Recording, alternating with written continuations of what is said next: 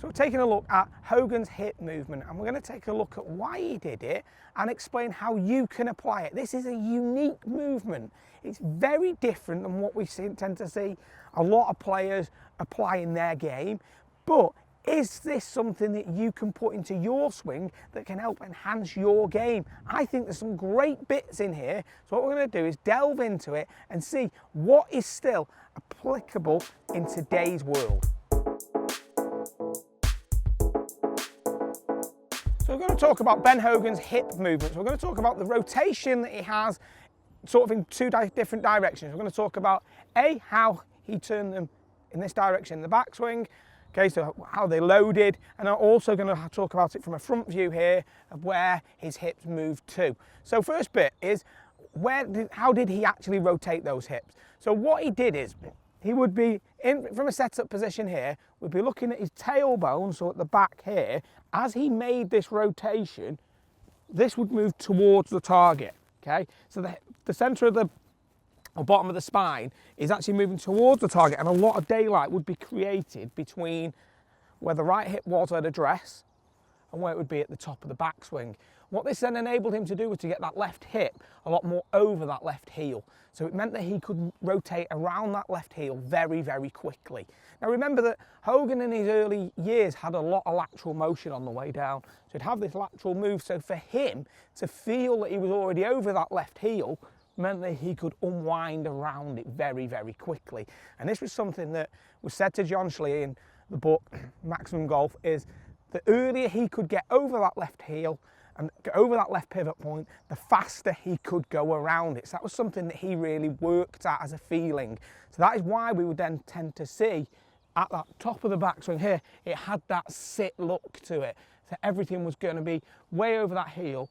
Therefore, the more he was there, the faster he could just rotate around it and use all of that rotational speed that he had in order to square the club face.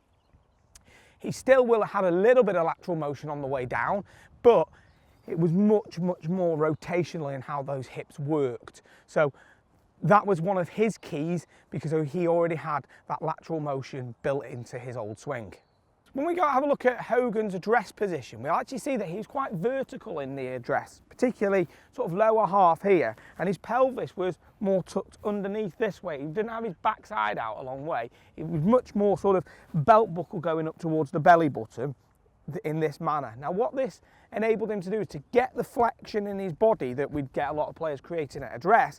He did it in the backswing. So that right hip loaded down and went back this way, which loaded the heel, put the weight into the right glute and created the space. Now, because that hip goes backward, the chest goes a little bit more down. That would explain why the arms are a little bit deeper and look a little bit flatter at the top of his swing. Because if the chest is going forwards, the arms will always go backwards.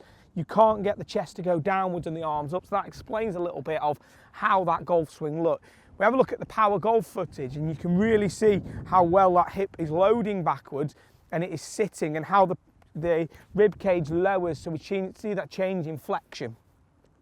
Now, something that you could really take out of this is, if you're a player who has any early extension in your golf swing, setting up in this slightly more vertical fashion like Hogan did here, and then get that loading backwards this way, we tend to see a lot of players who have their backside out too much at address and end up working upwards in the backswing. Well, he did the exact opposite. So what we'd be tending to see is, we see two directions of the hip turn. We see very deep hip turn this way, so loading into that heel, got a lot of space created here as he's over that left side. These have done a couple of things for him. They've let him get over that left side really, really quickly because he rotates so hard through the ball. And it also creates a lot of space for his arms. Because the hip's turning back so much here, the arms can come right down into the space that has been created. If he didn't turn the hips as much as that, he would then be really, really trapped and be stuck underneath it. Could be another reason why he struggled with the hooks in those early days, because he didn't have quite the same hip rotation. So we're going to have a look at a couple of takeouts for you guys that you can get from this video that you can apply to your game. Now, obviously I already explained about the early extension and how you can sort of get rid of this a little bit by having similar address position and then start to load that right heel going back. Now, if you are somebody who has a lot of sway motion in that lower body, moving across like this in the backswing, trying to feel like you're making the same backswing as Hogan did by letting that tailbone move towards the target and sit more over that left heel at the top, is going to be really invaluable for you. It could be a great solution for your golf swing if you've got less sway. But something to be careful of is, I've seen players over the years who don't transfer weight or load enough pressure over the right leg here in the backswing when they're trying to do the Hogan move, and they sit it too much here, and therefore they can't make the movement across, and they end up getting very, very spinny.